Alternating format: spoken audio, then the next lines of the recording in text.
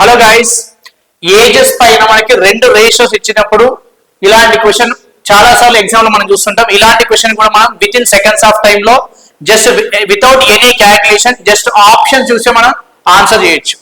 Right, ఒకసారి question చూస్తే the ages of A and B presently in the ratio 3:5. present వాళ్ళ యొక్క ages ratio 3:5 ఉంది. నెక్స్ట్ 9 years ago 9 సంవత్సరాల క్రితం వాళ్ళ యొక్క ఏజెస్ యొక్క రేషియో 12:23 ఉన్నా మనకి what is the present age of A యొక్క ప్రెసెంట్ ఏజ్ ఎంత అని అడుగుతున్నారు సార్. సో చూస్తే మనకి ఫస్ట్ మనకి రెండు రేషియోస్ ఉన్నాయి. ఒక రేషియో ఏమో ప్రెసెంట్ గురించి చెప్తుంది. ప్రెసెంట్ ఏ రేషియోలో ఉన్నారు సార్? 3:5 రేషియోలో ఉన్నారు. నెక్స్ట్ ఇంకొక ratio 9 years ago 9 years back ratio 12:23. మనకి ఎవరి ఏజ్ కావాలి?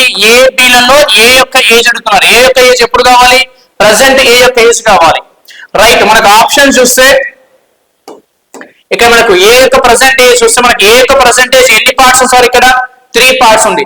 3 మల్టిపుల్ ఏ ఆప్షన్ ఉంది. 3 మల్టిపుల్ 55 అవుతుందా? నో. 3 మల్టిపుల్ 49 అవుతుందా? నో. రెండు ఆప్షన్స్ ఎలిమినేట్ అయిపోయి ఇంకా మిగిలిన ఆప్షన్స్ ఏమైనా సార్? ఆప్షన్ ఏ కానీ ఆప్షన్ బి కానీ అవ్వచ్చు.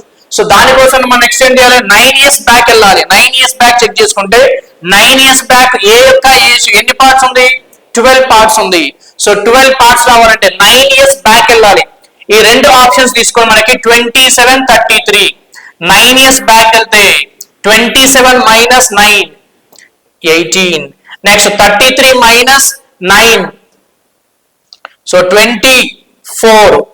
రైట్, సో ఇక్కడ చూస్తే ఏది 12 మల్టిపుల్ అవుతుంది? రెండు ఆన్సర్స్ లో కూడా 18 and 24 లో ఏది 12 మల్టిపుల్ అవుతుందంటే 24 is the 12 multiple, which means so which option sir? Option B 33 years is correct one.